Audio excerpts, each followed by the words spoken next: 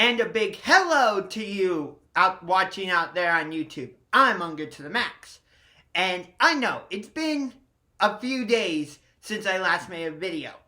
But that's because I had other stuff going on around the house and various other things. But in my little bit of a hiatus, I was watching old NBA games, old NHL games, old MLB games, and old NFL games. I'm still mad, by the way, that the NBA removed all their digital content. But I'm not going to hit you over the head with that because I have done that in the past. But on the subject of old NBA games, during my little video hiatus, one thing that I seemed to continually find myself watching was the 2011 Dallas Mavericks and their run all the way to the NBA championship. You know, it started by eliminating the Portland Trail Blazers in round 1 in 6 games, which some fans and experts believed Portland would actually beat the Mavericks because of Dallas's first round history. You know, from being upset as a 1 seed in 2007 against the 8-seeded Golden State Warriors. Which, if the Mavericks don't lose that series, is it the San Antonio Spurs that the Cavaliers faced in the NBA Finals? Or would they have faced the Dallas Mavericks? And if they had faced the Dallas Mavericks, what would have happened? You know, I like to look back and think about that type of stuff. But anyway, so the Mavericks in round 1 against Portland blew a 24-point lead in Game 4 and ultimately lost. And people thought, oh, the Mavericks are going to go back to their old ways and they're going to ultimately lose the series. No, that didn't happen.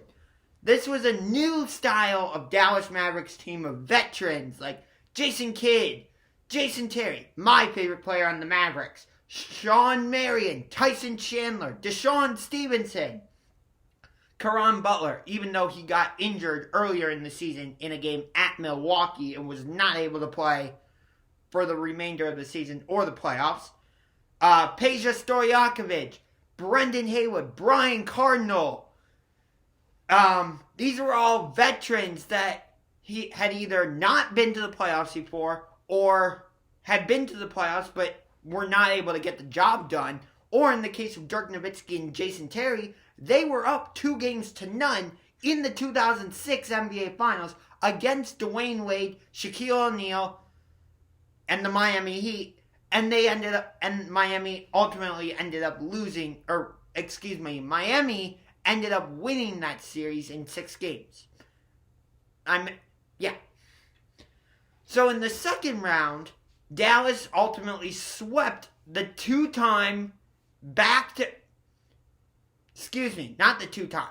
back-to-back NBA champion Los Angeles Lakers.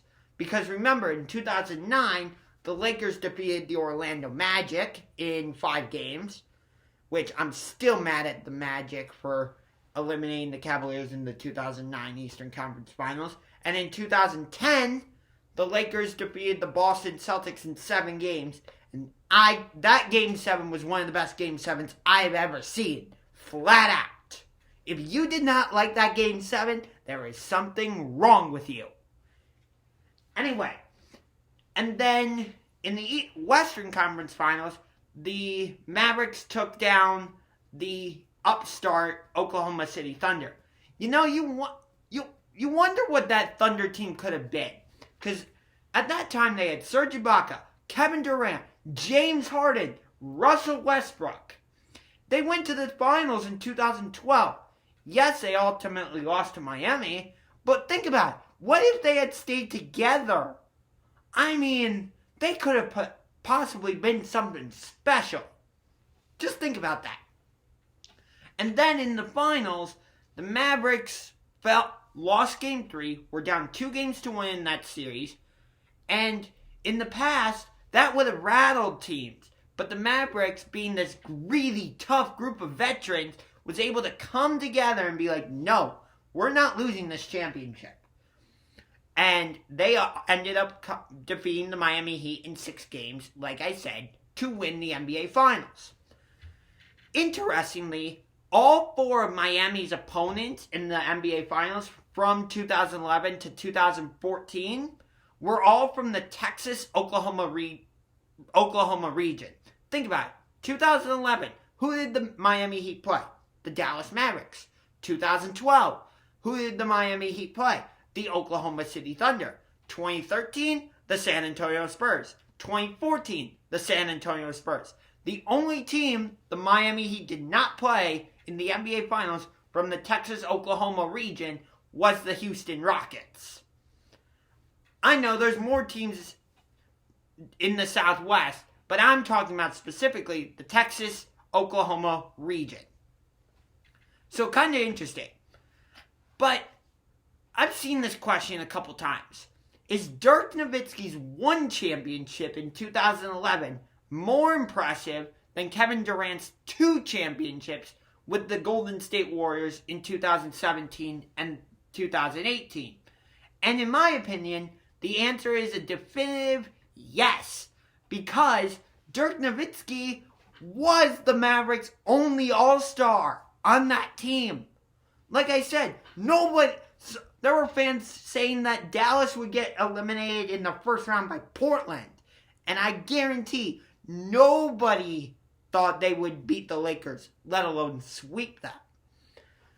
So, Dirk's run was more impressive. Think about who he had to go through. In round 1, he had to get through Brandon Roy and LaMarcus Aldridge. Round 2, he has to get through Phil Jackson, Andrew Bynum, Pau Gasol, Kobe Bryant, Derek Fisher. And in round 3, he had to get through Serge Ibaka, Kevin Durant, Russell Westbrook, James Harden. And in the NBA Finals, he has to deal with Mario Chalmers, Mike Bibby, Mike Miller, LeBron James, Dwayne Wade, Chris Bosh. Now, and guess what? Like I said, Dirk was the Mavericks' only All-Star. I mean, but it wasn't like Dirk was surrounded by a bunch of scrubs. No, he had guys like Jason Kidd, who is now a Hall of Famer, and we know Dirk's going to be a Hall of Famer someday. Jason Terry, who I think should be a Hall of Famer. We'll see if he eventually gets in or not. Peja Stojakovic, Brian Cardinal, Brendan Haywood, Caron Butler, like I said before he got injured in the game at Milwaukee. Let's see, Deshaun Stevenson, who's I would say is known more for his "You can't see me" when he was with the Washington Wizards in the playoffs against the Cavaliers. Ultimately, the Cavaliers would go on to win that series. Whatever. Who else was on that Mavericks team? Tyson Chandler was also on that team. Yeah. So, Dirk had good role players, but no other All-Stars. Who was Kevin Durant on a team with? Huh? Stephen Curry, unanimous MVP. Although he should not have been unanimous MVP. It was just that people were enamored with his shot. Klay Thompson, who is a deadly three-point shooter. Definitely an NBA All-Star. Draymond Green, who is like the equivalent of Ray Lewis on defense. I'm not saying Draymond Green is a Hall of Famer like Ray Lewis when I make that comparison. What I'm saying is Ray Lewis, when he was during his time with the Baltimore Ravens, he was able to figure out what the opponent's offense was doing and give out commands to allow the Ravens defense to shift and all that. Draymond Green does the same type of thing. You might hear him on the court yell, "Switch!" And he'll switch with Klay Thompson, or he might see that a guy is trying to drive, so he'll come from the opposite end of the court and take the charge and draw the offensive foul. That's what I mean when I'm trying to make the comparison of Draymond Green to Ray Lewis. Although, who knows? Maybe one day Draymond Green will end up in the Hall of Fame. You never know. Do I want him to? No, because I absolutely hate Draymond Green. He is a crybaby. And he likes to kick people in the groin. Ask Steven Adams about that one. So, yeah, I would say Dirk's title run in 2011 was more impressive than Durant's title run in 2017 and 2018. Especially considering in 2017, that was the year after he was with the Oklahoma City Thunder with Russell Westbrook, and they were up 3-1 in the series against the Golden State Warriors, who won 73 games, might I add, and they weren't able to get the job done. They ultimately ended up choking. And then, well, the Warriors ended up choking in the NBA Finals. But whatever. So yes, Dirk's title run in 2011 was more impressive than Durant's title run in 2017 and 2018. So that's going to do it for this video. Hope you enjoyed it. And until next time, this is Unger to the Max, signing off.